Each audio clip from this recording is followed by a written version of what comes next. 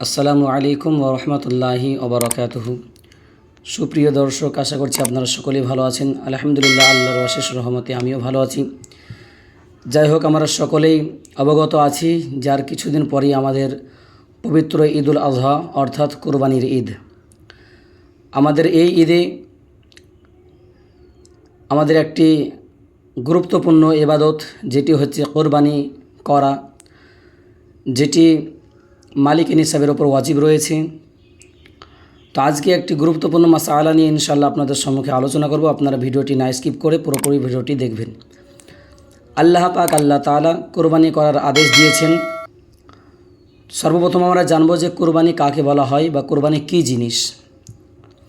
হাদিস পাকের মধ্যে এসেছে যে কুরবানি নির্দিষ্ট পশুকে নির্দিষ্ট দিনে আল্লাহর ওয়াস্তে ইবাদতের অর্থাৎ সওয়াবের নিয়াতে জবাহ করার নাম হচ্ছে কুরবানি।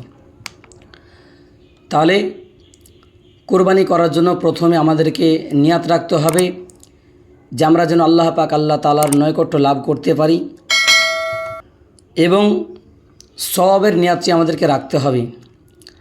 তো এই কুরবানির মধ্যে অনেকে দেখা যায় আমরা কিছু কিছু ভুল করে থাকি। যাই হোক, সেদিকে আলোচনা রাখবো না। আজকের আলোচনা হবে যদি কোনো ব্যক্তি ইন্তেকাল করে তবে সেই ব্যক্তির নামে কোরবানি করা যাবে কি না, যদি কোরবানি করি তবে তার যে গোশত ভাগাতে পাওয়া যায় সে গোশতকে কি করতে হবে, সেগুলো ফেলে দিতে হবে না সাদকা করে দিতে হবে না নিজের জন্য রেখে দিতে হবে। হাদিস পাকের মধ্যে এসেছে ফতোয়ে রাজাবিয়াতে 8 খণ্ডের মধ্যে হযরত ইমাম আহমদ রাজা ফাজল বেরলভী রহমাতুল্লাহ আলাইহি তিনি বলেন যে যদি কোনো ব্যক্তি চান যে মৃত ব্যক্তির জন্য কুরবানি করবেন তবে সে ব্যক্তি করতে পারে, মৃত ব্যক্তির জন্য কুরবানি করতে পারে। তো মৃত ব্যক্তির জন্য যে ভাগাটি নিবে ওই ভাগার যে গোশত পাওয়া যাবে ওই গোশত থেকে কেমন করতে হবে বা কেমনভাবে ভাগ করতে হবে। তো হাদিস পাকের মধ্যে বলা আছে যে মতনভাবে যদি কোনো জীবিত ব্যক্তি, যদি কোনো জিন্দা ব্যক্তি কুরবানি করার পরে যে রূপ সে তার নিজের ভাগের গোশত বিভক্ত করে এবং যে মতনভাবে ভাগ করে সে মতনভাবেই বন্টন করতে হবে।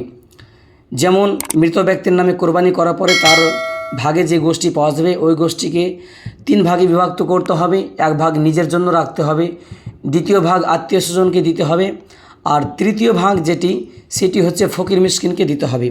এবার প্রশ্ন হলো, যদি কোনো ব্যক্তি ইন্তেকাল করার পূর্বে যদি ওসিয়াত করে যায় কুরবানি করার, তবে তার গোশত কি করতে হবে বা তার হুকুম কি?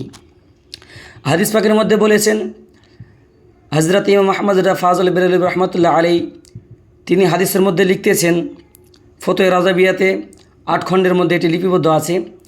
তিনি বলেন যে যদি কোনো মৃত ব্যক্তি ওসিয়াত করে যান কুরবানি করার, তবে ওই ব্যক্তির নামে যদি কুরবানি করা হয় তবে ওই কুরবানির গোশতকে 3 ভাগে বিভক্ত করা যাবে না।